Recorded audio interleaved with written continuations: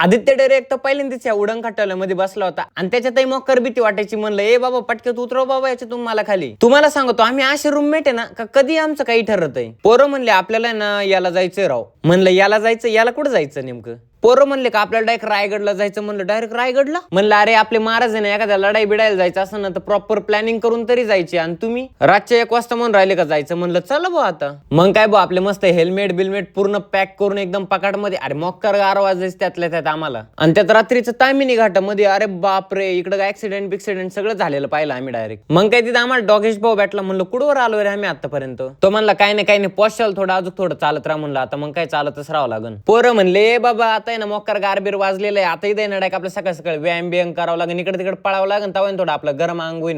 म्हणलं पळा मग काय मी तुमच्या संगच पळतो. मग काय त्याच्यानंतर आम्ही डायरेक्ट पोहोचलो रायगड मध्ये. आता आमचे पोरं थोडे भांडणं करायला लागले होते कारण विषय आज झालता काय ना आम्ही आणले होते स्वेटर आणि ते सगळे घालून आणि आता ते ठेवायची कुठं बॅग एकानेच आणलेली होती. आणि एवढं सगळे रायगडावर मस्त पैकी ना आपले फॅन्स पण भेटले, त्यांच्यासोबत फोटो पण काढून घेतले. आणि पोरांना म्हणलं चला रे वरती परत पळत जाऊ. म्हणलं आपल्या अंगात ना कशी स्फूर्ती पाहिजे माहिती वर जायला. पोरं म्हणले भाऊ इथे ना स्फूर्ती कीर्ती इथं काहीच नाही, इथं फक्त थंडी भाऊ. म्हणलं ते बी आहे बरं का. पाय बिचारे गाडवं दमते नाही पण आमचे मित्र दमतात म्हणजे किती वाईट गोष्ट आहे राव. त्यात आमच्या होता एक फोटो चालय ना अधिक त्याला सारखे फोटो काढायला लागायचे, सारखं आम्हाला माग बोलायचा. गाडवं बिडवं खाली चालले होते, आम्ही वर चाललो होतो. आणि मग काय त्याच्यानंतर किल्ल्याचे पण आम्हाला दर्शन व्हायला लागले होते. त्याच्यासोबत काय मग आपल्याला फॅन बिन भेटत होते, त्यांच्यासोबत फोटो बिटो काढत होतो. आणि जे आम्हाला वाचायला भेटत होतं ते वाचून ती पूर्ण माहिती बी घेत होतो. सध्या माझं स्वप्न तर एकच आहे का आपल्या छत्रपती शिवाजी महाराजांच्या सगळ्या गड किल्ल्यांवर जायचंय. चला जसं टाइम भेटेल ना तस आहे ना आपण गड किल्ल्यांवर जात राहू. जसं आम्ही पुढे जात होतो तसं आमचे अजून फॅन्स भेटत होते, सगळ्यांना व्हिडिओ घेत होतो आणि सगळ्यांसोबत फोटो काढत होतो.